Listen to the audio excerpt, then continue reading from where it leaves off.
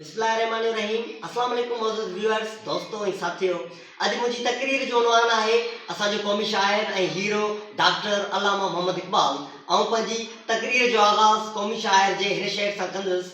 मिल जाए तुझको दरिया तू समंदर तलाश कर, हर शीशा टूट जाता है पत्थर की चोट से, पत्थर ही टूट जाए वो शीशा तलाश कर।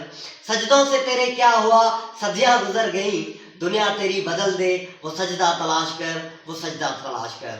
जनाब सदर, सियालकोट जी सदाबहार ऐं पुरखुलूस फिज़ाउनि में 9 नवंबर 1877 ते जे नंढड़े ॿार जनम वरितो, उहो अॻियां हली आला इंसान, महान मुसलमान मुफ़क्कर, फज़ीलत वारो फिलासफ़र, मशहूर शाइर ऐं आलमी अॻुवाण तौरु सुञातो वियो, जंहिंखे अॼु दुनिया शाइर मशरिक़ डॉक्टर अल्लामा मोहम्मद इक़बाल जे नाले सां ॼाणे ई सुञाणे थी। संदसि हिकु शेर आहे तो कोई काबिल हो तो हम शान कही देते हैं, कोई काबिल हो तो हम शान कही देते हैं, ढूंढने वालों को तो दुनिया भी नहीं देते हैं। जनाब सदर, यूरोप में वकालत पढ़ेली जगानू शाइर, सियासत जो सगारो किरदार हो तो समाज जो सुवारो सरदार हो, जे पंहिंजी तकरीरुनि किताबनि ऐं खुतबनि सां बरे सगीर जी सुतल ख़ल्क़ खे उतारे इनकलाब बर्पा करे छॾियो। नेठि उन जी महिनतुनि रंग लाथो ऐं 14 अगस्त 1947 ते संदसि ख्वाब साबिया थियो ऐं पाकिस्तान जहिड़ी अज़ीम ऐं प्यारी धरती मथां आज़ादी जो सिजो उभिरियो।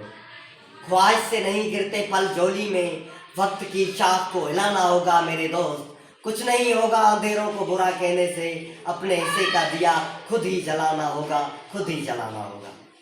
जनाब सदर, डॉक्टर अल्लामा मोहम्मद इक़बाल इलाहाबाद वारे तारीख़ी जलसे में पाकिस्तान जो पूरो नक्शो खणी पहुतो हो, जंहिंमें पंजाब, सिंध, सरहद ऐं बलोचिस्तान सूबनि खे मिलाए हिकु मुमलकत बनाइण ऐं पाकिस्तान ठाहिण जो वाज़े पैगाम ॾिनूं ऐं गोरनि जी ग़ुलामी मां निजात हासिल करण जो फ़ैसिलो कयो, जे अवामी जोश ऐं जज़्बे खे आसमान ते पहुचाए छॾियो।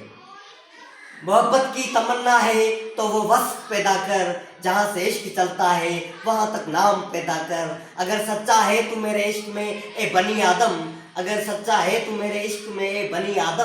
निगाह इश्क पैदा कर, जमाल ज़र्फ़ पैदा कर।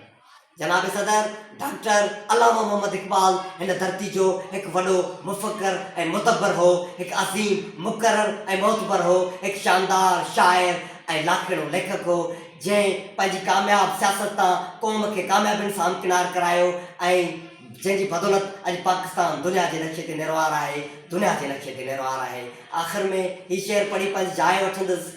मैं झुका नहीं, मैं बिका नहीं, कहीं चुप छुपा के खड़ा नहीं, जो डटे हुए हैं माज़ पर, मुझे उन सिफ़ों में तलाश कर। खुदाफ़िज़ दोस्तों। आख़िर में जेकॾहिं तव्हांखे वीडियो पसंदि आई तो वीडियो खे लाइक करणु ऐं सब्सक्राइब करणु न विसारिजो ऐं कमेंट बॉक्स में नेक्स्ट वीडियो लाइ टॉपिक कोन सजेस्ट कजो। Thank U.